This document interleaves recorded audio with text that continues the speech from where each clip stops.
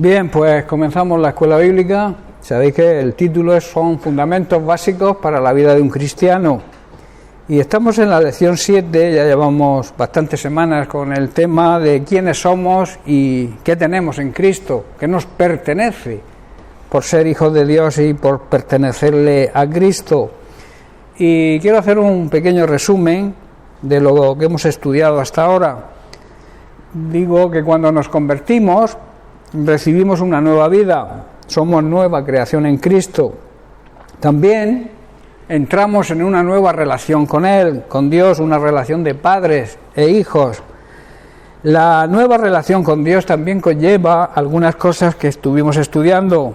Primero, la necesidad de vivir en santidad, de vivir apartados y dedicados para el uso sagrado de la Gran Comisión. También que necesitamos una transformación en nuestra misma imagen, o sea, nuestra imagen a nivel tanto exterior como interior. La gente tiene que ver que ha habido un cambio. Somos, decíamos también, crucificados con Cristo. Somos participantes de la muerte de Cristo y al ser participantes de su muerte también somos participantes de su naturaleza divina. Eso es algo que el ser humano en su mente quizás no logre entenderlo. Ser participante de la misma naturaleza de Dios. También que podemos acercarnos a Dios con libertad y con confianza. Y como consecuencia de esa libertad y esa confianza en Dios, tenemos seguridad y vivimos con la esperanza de que Dios va a cumplir sus promesas. Debemos confiar, por tanto, y tener la esperanza y la seguridad en el Señor siempre. Y la palabra siempre significa en todo tiempo y en todo lugar. Cualquier que sea la circunstancia, tiempos difíciles y tiempos benévolos, siempre significa precisamente eso, que debemos confiar en el Señor, sea la circunstancia que sea. Según la declaración del apóstol Pedro, le pertenecemos a Dios, somos posesión de Dios, y esto está basado en la primera carta de Pedro, capítulo 2, verso 9, donde Pedro nos dice: mas vosotros, se refiere a su iglesia, sois linaje escogido, real sacerdocio, nación santa, pueblo adquirido, que significa comprado por Dios, con un fin y con un propósito, que anunciemos las virtudes de aquel que nos llamó de las tinieblas donde vivíamos, en la ignorancia y el pecado, a la luz admirable, a la verdad de Cristo. Aquí vemos que el apóstol declara 4 verdades importantes. Somos linaje, somos sacerdocio santo, nación santa y pueblo comprado por Dios. Estuvimos viendo las 2 primeras declaraciones y verdades del apóstol, una que somos linaje escogido. Decíamos que linaje significa familia, que le pertenecemos a la familia de Dios. Recordemos que el apóstol Pablo se dirige en su carta, se dirige a su propio pueblo, a la iglesia, a los cristianos judíos que habían sido dispersados por todo el imperio romano, incluso más allá, y les estaba diciendo que eran un pueblo elegido porque habían recibido a Cristo y por ese motivo fueron elegidos, de la misma manera como los israelitas fueron elegidos como el pueblo de Dios en un principio. Y también decíamos que somos muchos los invitados a participar en el reino de Dios, pero solamente unos pocos son aquellos que Dios acepta. ¿Por qué Dios acepta a unos y a otros no? Por su respuesta al llamado. ¿Estáis comprendiendo? Dios hace un llamado, digamos, universal, pero entonces acepta a aquellos, elige a aquellos que responden al llamado de una manera correcta, porque unos se hacen religiosos y de alguna manera pretenden huir de la condenación, quieren seguir al Señor, pero lo quieren seguir a su manera, poniendo ellos las reglas, y esto no vale. Dios no puede elegir a este tipo de personas. Y hay otro tipo de personas que, aunque el llamado, como he dicho, es universal, no responden al llamado, rechazan el plan de salvación de Dios, y por tanto Dios tampoco los puede elegir. En segundo lugar, estudiábamos que somos un real sacerdocio. Decíamos que la palabra sacerdote viene de la palabra pontifax, que significa puente. Por tanto, el sacerdote actúa como un puente de reconciliación entre las personas, los seres humanos y Dios, porque un puente siempre une, ¿verdad? Un puente acorta distancias. En el Antiguo Testamento, Dios, en primer lugar, eligió a toda la nación de Israel para que fueran sacerdotes. El propósito, el plan de Dios es que toda la ciudad, todo el pueblo de Israel fueran sacerdotes.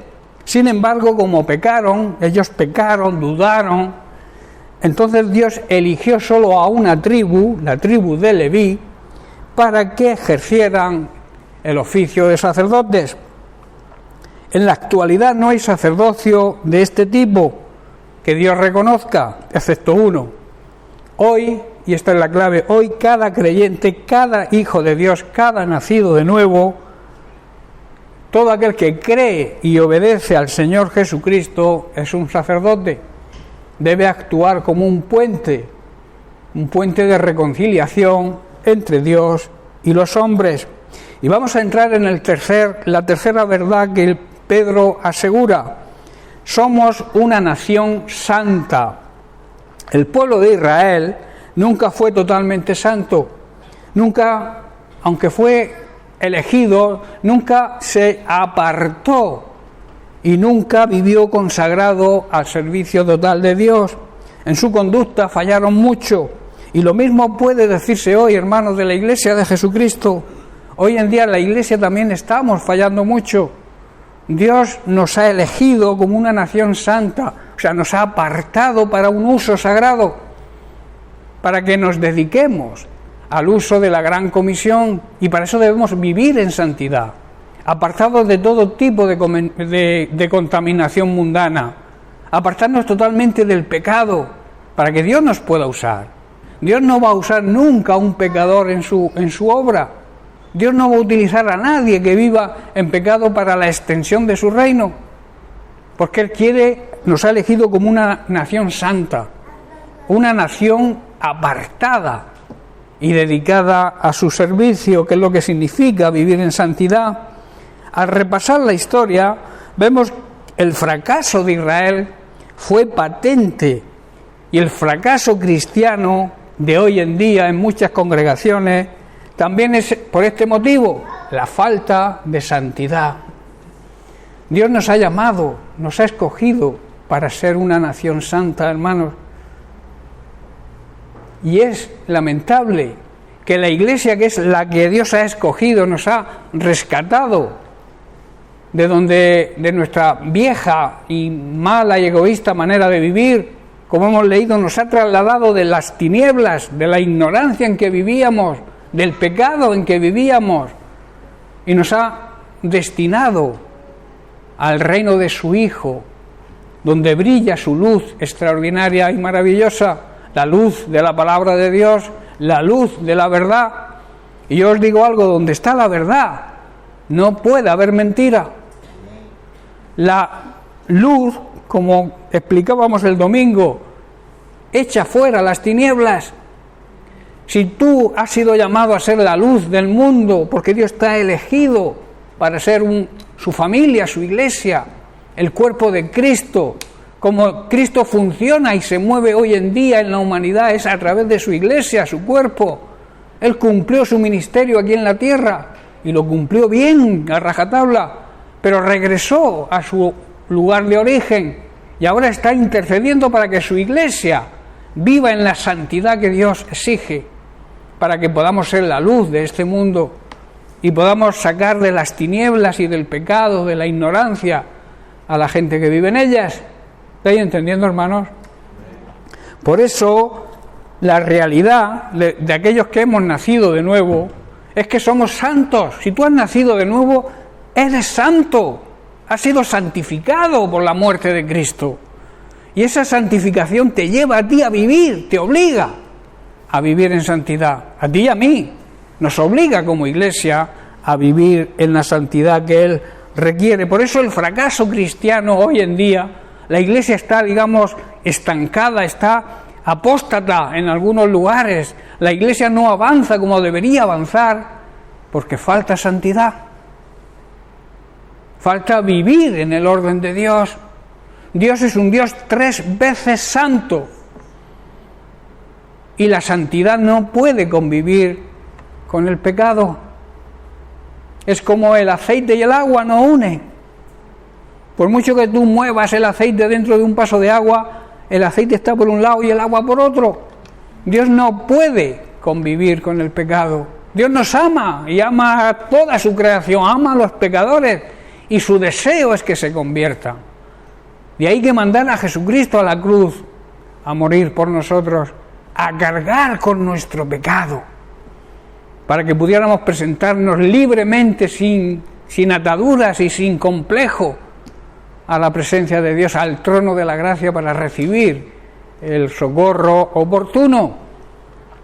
Dios, hermanos, a través de la muerte de Cristo, a través del reconocimiento por nuestra parte de lo que Jesucristo hizo por nosotros, Cristo se convierte en nuestra justicia. Y como he dicho, podemos presentarnos sin sentirnos culpables ante el trono de la gracia de Dios. Y esto ocurre cuando nos convertimos de verdad y cuando vivimos en el temor de Dios, que sabéis que el temor de Dios significa honrarle, respetarle y obedecerle. Hermanos, Dios a partir de ahí nos ve a través de su Hijo Jesucristo. Porque dice Pablo en 2 de Corintios capítulo 5, verso 21, al que no conoció pecado, hermanos, al que no conoció pecado, no tuvo relación con el pecado, Jesús jamás pecó y jamás engañó a nadie. La mayor injusticia que se pueda cometer con un ser humano se cometió con Jesucristo, que lo crucificaron entre malhechores sin haber pecado ni engañado nunca a nadie. Solamente hizo hacer el bien a todos aquellos que se cruzaban en su camino. Les enseñó a sus discípulos el plan de Dios para la salvación de la humanidad, para que la transmitieran a lo largo de generaciones hasta llegar a nuestros días, para que la humanidad pueda ser salva. La iniciativa la tomó Dios. La religión es la iniciativa del hombre que no conduce a ningún lado. Dios no quiere religiosos, quiere personas que tengan un contacto, una relación, una intimidad con Él, una intimidad de padre con hijo, para poder entender lo que Él quiere para nosotros, para poder entender cómo Él quiere usarnos dentro de su iglesia, dentro de su cuerpo. Hermanos, Dios dice que no engañó a nadie y por nosotros lo hizo pecado, o sea, se convirtió en pecado para que nosotros llegásemos a ser justicia de Dios en Él. En otras palabras, para que llegáramos a ser justificados, declarados inocentes, aún siendo culpables, porque alguien, Cristo, pagó nuestra deuda. Él cargó con el acta, digamos, el oficio, hoy sería el oficio de un juez. El oficio decía que nosotros éramos culpables, que nosotros merecíamos la muerte, porque la paga del pecado es la muerte. Pero Cristo dijo, no, yo voy a cargar. O sea, quitó el acta, quitó el oficio del juez que era contrario a nosotros, y lo cargó sobre sus espaldas y murió en la cruz por nosotros. A eso significa justificación, a eso significa perdón de pecados, que solamente se consigue cuando se acepta a Cristo como Señor y Salvador. Hermanos, Dios hizo que Cristo, que nunca pecó, vuelvo a repetir, fuera la ofrenda por nuestro pecado, para que nosotros pudiéramos tener de nuevo una relación correcta con Dios por medio de Cristo. En Gálatas capítulo 2, versículo 16, dice Pablo, sabiendo que el hombre, el ser humano, no es justificado por las obras de la ley, sino por la fe de Cristo. Nosotros también hemos creído en Jesucristo, afirma Pablo, para ser justificados por la fe de Cristo y no por las obras de la ley, por cuanto por las obras de la ley, hermanos, nadie será justificado. ¿Qué está diciendo Pablo? Dicho de otra manera, sabemos que una persona es declarada justa ante Dios por la fe en Jesucristo y no por la obediencia a la ley, o sea, no por obras. Y nosotros hemos creído, afirma Pablo, hemos creído en Cristo Jesús para poder ser declarados justos ante Dios por causa de nuestra fe en Cristo y no porque hayamos hecho buenas obras obedeciendo la ley. ¿Estáis comprendiendo? Pues nadie, afirma Pablo, nadie jamás será declarado justo ante Dios mediante las obras, mediante la obediencia a la ley. Tú no eres justificado por obedecer la ley. La obediencia a las leyes viene como consecuencia de nuestra salvación. Si tú eres una persona salva, tú cumples la ley. ¿Estáis entendiendo? Por eso la prioridad no son hacer obras, sino recibir la salvación por la fe en Jesucristo. Y entonces tus obras son buenas, y entonces obedeces las leyes. ¿Estáis comprendiendo? Pero la prioridad es la salvación. Y cuando eres salvo, tus obras son buenas. Yo suelo decir, no te salvas haciendo buenas obras. Haces buenas obras porque eres salvo. ¿Estáis comprendiendo?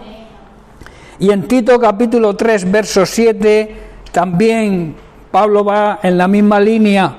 Dice, para que justificados por su gracia viniésemos a ser herederos conforme a la esperanza de la vida eterna.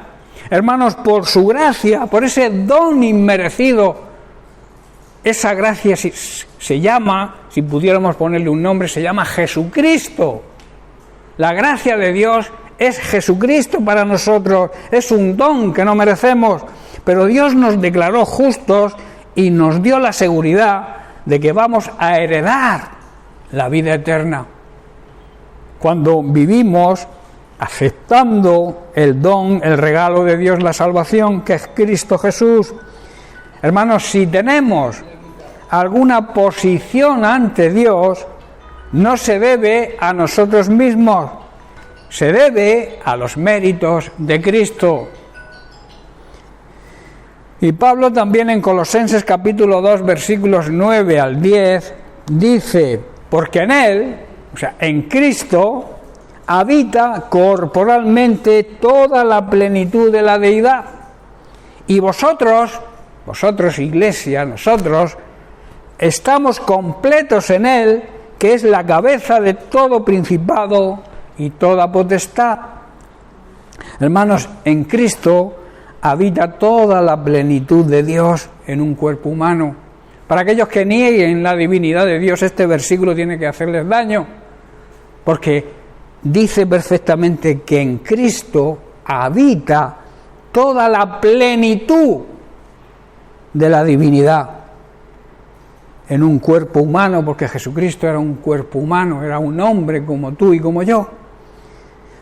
Por tanto, nosotros también, que somos su cuerpo hoy en día, estamos completos mediante la unión con Cristo, quien es la cabeza de todo gobernante y de toda autoridad. Hermanos, no podemos imaginar una realidad más extraordinaria que pensar que hoy estamos completos en Cristo. Una persona que no tiene a Cristo es una persona incompleta. Cuando nos unimos a Cristo, entonces formamos parte de la familia de Dios, formamos parte de su cuerpo, formamos parte de su iglesia y estamos completos porque estamos unidos a la cabeza que es Cristo. Amén. Y es una satisfacción y un privilegio. Esto nos debe llenar de satisfacción y es un gran privilegio para nosotros, pero también es una gran responsabilidad ser miembros hoy de ese pueblo santo que Dios ha escogido. Es una responsabilidad grande, hermanos. Vivir en la santidad que Dios nos exige para poder transmitir la salvación a otras personas. Si nosotros no vivimos en santidad, yo aconsejo, siempre lo digo, si no vives en santidad, no prediques el Evangelio. porque estamos pisoteando el nombre de Cristo, porque hacemos lo que no decimos. ¿Estáis comprendiendo? Decimos algo, pero hacemos lo contrario. Por eso la vida de santidad es necesaria, porque hemos sido elegidos como una nación santa, una familia, un linaje que Dios ha escogido para que vivamos en santidad y podamos ser ejemplo para otras personas, para toda la gente que nos rodea. Y en cuarto lugar, la cuarta verdad que Pedro nos dice en en 1 de Pedro capítulo 2, verso 9, que leímos al principio, es que somos su posesión. Somos su posesión primero porque nos ha creado y también porque nos ha adquirido mediante su sacrificio, mediante la redención de Cristo. Creación y redención. A Dios, por tanto, le pertenecemos por estos dos motivos. Primero, vamos a estudiar, Él nos creó, le pertenecemos por creación. Los 5 primeros días de la creación, Dios creó la tierra y todo lo que en ella existe, con un plan y con un propósito, para ponerla a disposición de nosotros, del ser humano, y que pudiéramos tener dominio sobre ella. Ese era el plan de Dios. En Génesis capítulo 1 leemos los versículos del 26 al 28. Dice así: entonces dijo Dios, hagamos al hombre a nuestra imagen, conforme a nuestra semejanza, y señoree en los peces del mar, en las aves de los cielos, en las bestias, en toda la tierra, y en todo animal que se arrastra sobre la tierra. Y creó Dios al hombre a su imagen, a imagen de Dios lo creó, varón y hembra los creó, y los bendijo diciendo, fructificad y multiplicaos, o sea, dar fruto y multiplicaos, llenad la tierra y sojuzgadla, o sea, dominarla, sujetarla, y señoread, o sea, ejercer autoridad en los peces del mar, en las aves de los cielos y en todas las bestias que se mueven sobre la tierra. El hombre, Dios le dio la autoridad sobre todo animal, sobre toda creación. Por eso cualquier animal que no esté hambriento, por ejemplo, tú ante un león, tú das una patada en el suelo y el león huye, a no ser que tenga hambre. ¿Estoy comprendiendo? Un perro que vaya hacia ti, eso me pasó una vez a mí andando por la huerta, un perraco así que me salió, ¿y qué hice yo? Digo, este perro si no hago algo me come. ¿Y qué hice? Me paré y me enfrenté a él y di un pisotón en el suelo y el perro se paró. Se dio la vuelta y se fue. ¿Por qué? Porque Dios nos ha dado autoridad al ser humano sobre toda bestia que se mueva por la tierra. ¿Estáis comprendiendo? Pero claro, esa autoridad tenemos que implantarla. Si tú te acongojas y echas a correr, el perro se lanza detrás de ti hasta que te alcanza. Pero si le haces frente, si impones tu autoridad, esa autoridad que Dios nos ha dado, el animal huye. ¿Estáis entendiendo? Marisa no pega patada en el suelo. Marisa cuando ve un perro... Bueno, hermanos, aunque Dios nos creó a su imagen y semejanza, nunca lo creado puede ser igual que el creador. Una fotocopia representa el original, pero nunca será el original. ¿Estáis comprendiendo? Somos imagen, somos semejanza a Dios, pero no somos dioses. No somos Dios. ¿Estáis comprendiendo? Porque el original siempre será el original y la copia será una copia. Hay organismos que cuando tú vas a presentar una documentación tienes que presentar el original, no te vale una fotocopia. ¿Por qué? Porque el original es el que tiene el 100% de la autenticidad. ¿Estáis comprendiendo? Por eso digo que aunque Dios nos creó a su imagen y semejanza, nunca lo que ha sido creado puede ser igual o mayor que el Creador. Imagen, como he dicho, es apariencia, algo que se parece pero no es. Semejanza es que se parece, que es similar, es una imitación, pero no es auténtico. En el Salmo 8, versículos del 4 al 6, David habla refiriéndose a las personas, al ser humano, al hombre. Dice así: ¿qué es el hombre para que te acuerdes de él? El hijo de Adán para que lo consideres. Lo hiciste un poco menor que los ángeles y lo coronaste de gloria y honor. Lo haces señorear en las obras de tus manos. Pusiste todas las cosas debajo de sus pies. Hermanos, ¿qué somos los seres humanos para que Dios piense en nosotros? ¿Por qué ha de ocuparse Dios de simples mortales? Preguntas, ¿no? Que se las hace el mismo David. Sin embargo, hermanos, aunque nos hizo un poco menores que los ángeles, nos coronó de gloria y de honor. Nos puso a cargo de todo lo que creó y sometió todas las cosas bajo nuestra autoridad. Tremendo, ¿verdad? Y luego en Génesis capítulo 1, como hemos leído al principio, quiero leer algún versículo más. En Génesis 27 dice: y Dios creó al ser humano a su imagen, lo creó a imagen de Dios, hombre y mujer los creó, hombre y mujer. Eso es biología. La ideología nueva que están sacando son ideas, pero la biología está por encima de las ideas. ¿Estáis comprendiendo? La biología, si estáis, algunos de los jóvenes estáis estudiando lo que es la biología está por encima de cualquier idea humana, ¿verdad? Y Dios dice que los creó hombre y mujer. Biológicamente hablando, no existen más géneros. El hombre podrá crear los géneros que quiera, podrá dictar las leyes que quiera, podrá faltar a toda ética y toda moral que él quiera, pero la palabra de Dios está ahí. Y la palabra de Dios, el cielo y la tierra pasarán y su palabra va a permanecer ahí.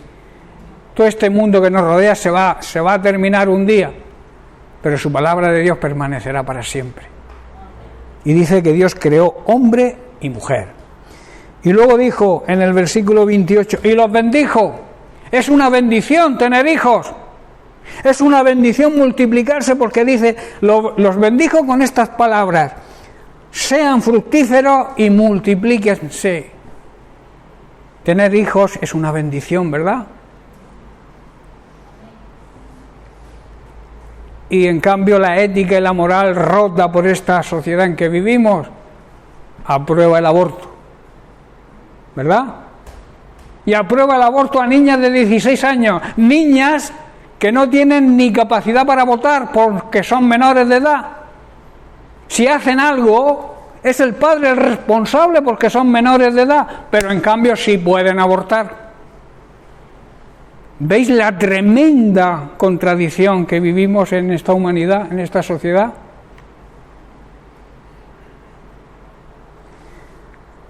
Los bendijo, sed fructíferos y multiplíquense, llenen la tierra y sométanla y dominen a todo lo creado. Y en Génesis capítulo 1, verso 31 dice: y vio Dios que todo lo que había hecho era bueno, estaba muy bien hecho, y fue la tarde y la mañana del sexto día. Lo que Dios vio, que todo lo que había hecho, el orden de la creación estaba bien hecho, terminó en el sexto día con la creación del ser humano, la joya de la creación, y él vio que todo lo que había hecho era bueno. En cambio, los seres humanos hoy cambian lo bueno por lo malo. Le dicen a Dios: no, lo que hiciste no está bien hecho. ¿Estáis entendiendo cómo nos desviamos de la verdad? y vamos hacia la mentira. El ser humano hoy vive en una completa mentira. El humanismo está imperando esa corriente hoy en día. El humanismo es creer que nosotros somos nuestro propio Dios, que no necesitamos a un Dios para nada, que nosotros mismos nos bastamos y nos sobramos para hacerle frente a nuestras circunstancias. Tremendo error.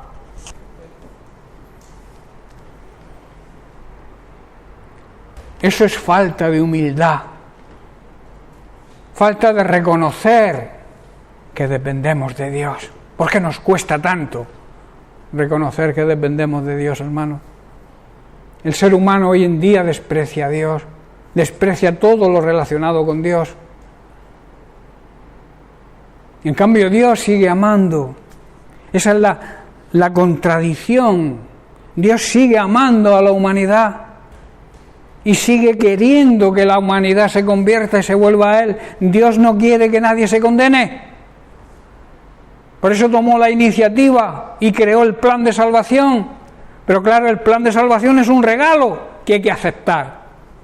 Si no aceptamos el regalo, no podemos disfrutar del regalo. Y ahí está el trabajo nuestro, hermanos.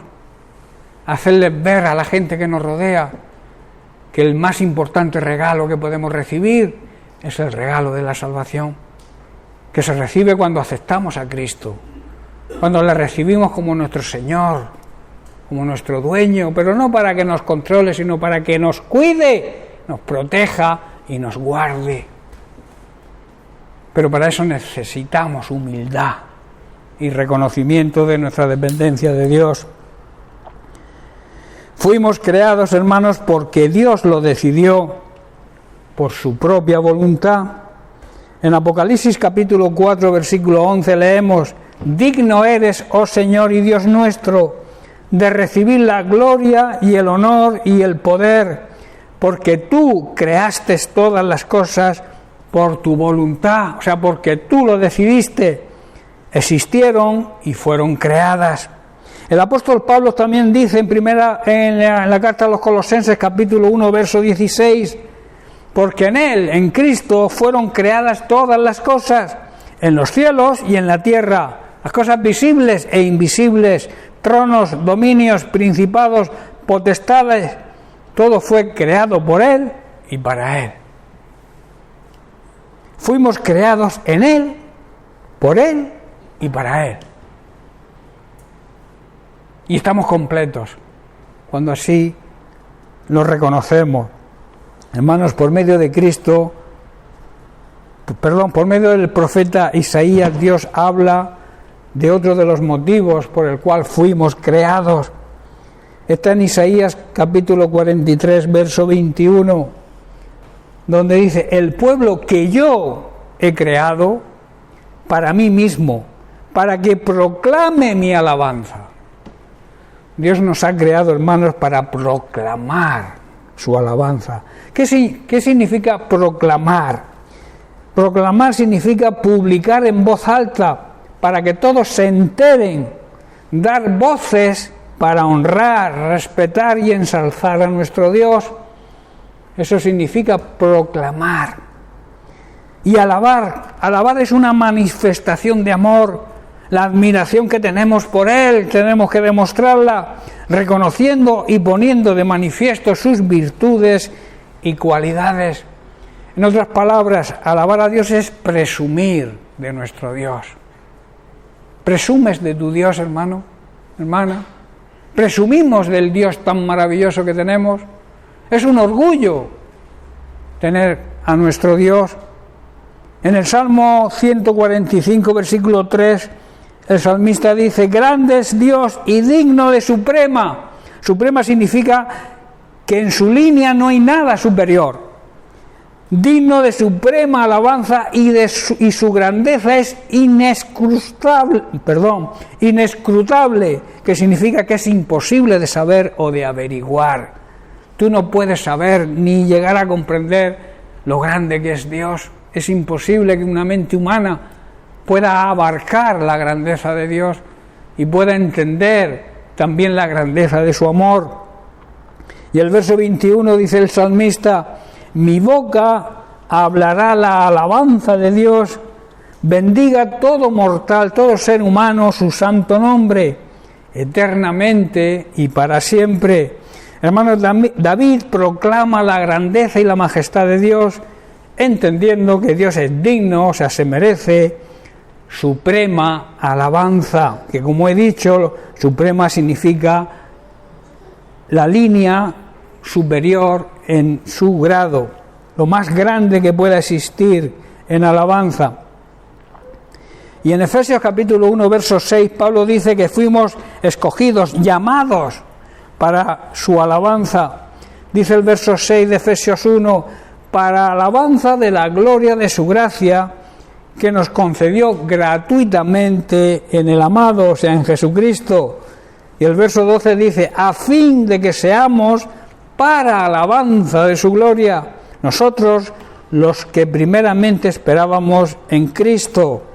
Y en el libro de Apocalipsis leemos, capítulo 5, verso 13, y a toda cosa creada en el cielo y en la tierra y debajo de la tierra y en el mar, y todas las cosas que están en ellos, oí que decían, dice el apóstol Juan, alabanza y honra y gloria y dominio al que está sentado en el trono y al Cordero por los siglos de los siglos. Hermanos, alabar a Dios también es reconocer sus méritos y cualidades mediante expresiones de actitud que le honren. Alabar a Dios también significa honrarle, respetarle y alabarle como Él se merece. En Apocalipsis 5:14 también leemos, perdón, voy a beber un poco de agua.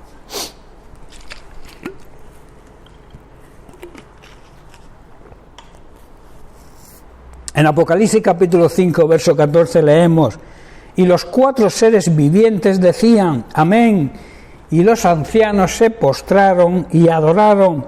Hermanos, adorar a Dios es brindarle nuestro amor, nuestra reverencia, nuestro servicio, nuestro celo, nuestra pasión y nuestro entusiasmo. Las cosas para el Señor deben hacerse en ese orden, con gozo, con alegría, con pasión, esas ganas de servir a Dios como Él se merece, esa veneración que le debemos a Dios. Venerar significa el mayor grado de respeto y de honra, respeto en sumo grado. Y nosotros respetamos a Dios en sumo grado por su santidad y por sus grandes virtudes.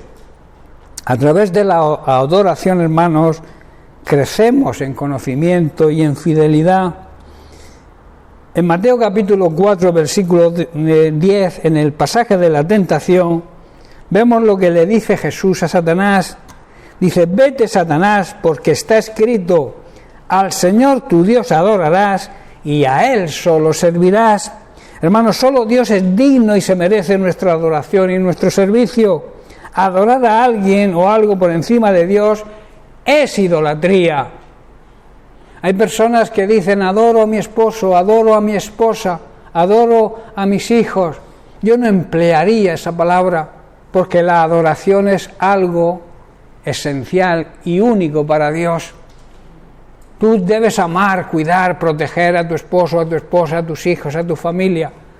Pero la adoración solamente se le debe a Dios, porque cuando adoramos algo por delante de Dios, nos convertimos en idólatras. En Juan capítulo 4, versículos 23 y 24, el apóstol Juan dice, pero viene una hora, y ahora es, cuando los verdaderos adoradores adorarán al Padre en espíritu y en verdad, porque también el Padre, tales adoradores, quiere que le adoren. Dios es espíritu y los que adoran deben adorar en espíritu y en verdad, nunca en la carne. Nuestra adoración debe salir de lo más profundo de nuestro ser y hacerlo de verdad. Cuando tú adores a Dios, hazlo de verdad, siéntelo de verdad, que salga, como he dicho, de lo más adentro de nuestro ser interior, de nuestro espíritu. Debemos, hermanos, adorarle desde lo más profundo de nuestro ser y además hacerlo de verdad. porque si no lo hacemos de verdad, lo hacemos con hipocresía. La hipocresía para Dios no vale. Querer ser lo que no se es, querer aparentar aquello que no somos, es idolatría. Decir cosas solamente con la boca sin sentirlas, es hipocresía, he querido decir. No solo hay que decir las cosas de boca, hay que sentirlas, y hay que sentirlas en lo más profundo de nuestro ser. Hermanos, hemos sido creados para que le adoremos y le alabemos. Por último, ya para terminar por hoy, adorar a Dios también significa obediencia. Tú no puedes decir que adoras a Dios y vivir en desobediencia a su palabra.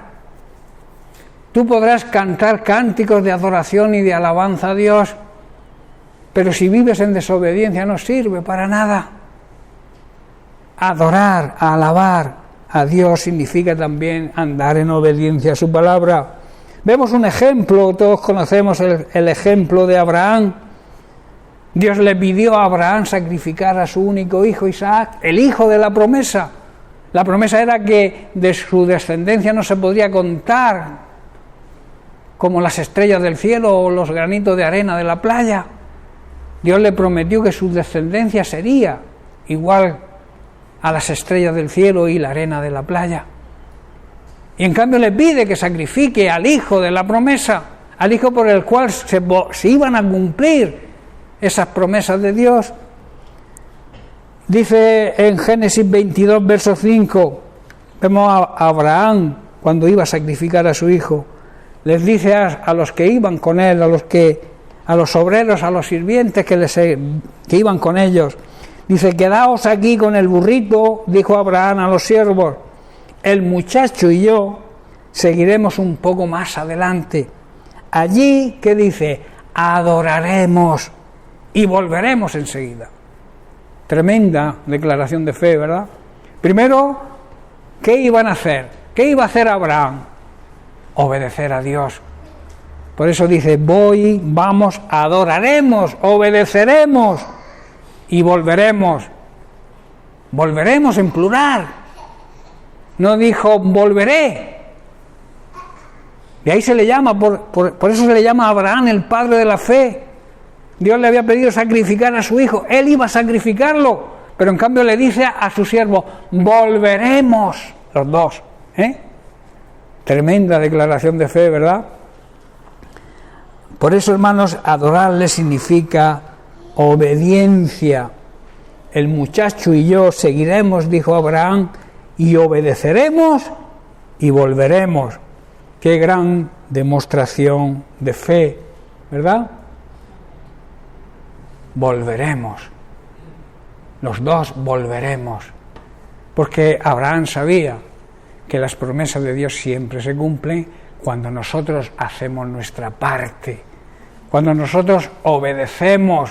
Y como decía el otro día, Dios no va a hacer nuestra parte nunca. Nosotros tenemos que hacer lo que nosotros podemos hacer, que es obedecer a Dios. Y Él va a hacer el resto. Lo difícil lo hace Él, lo imposible lo hace Él, los milagros lo hace Él. Pero nosotros tenemos que hacer nuestra parte para continuar viendo los milagros de Dios. Si no, es imposible.